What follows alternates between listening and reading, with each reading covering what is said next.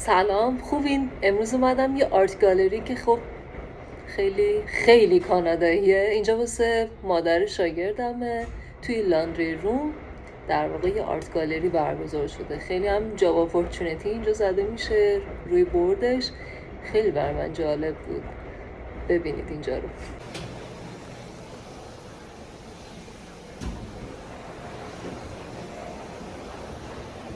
خب من اومدم روی این قسمت گالری که بهتون نشون بدم جای مختلفش.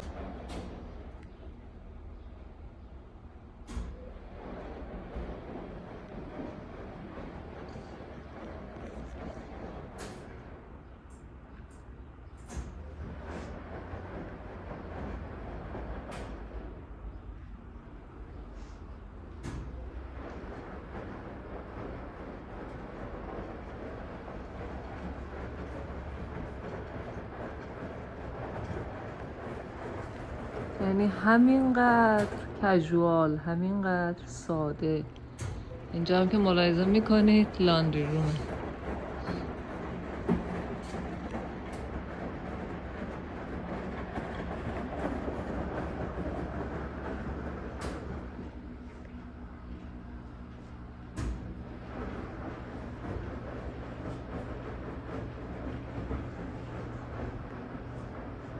جمعه این هفته قراره یه افتتاحیه داشته باشن.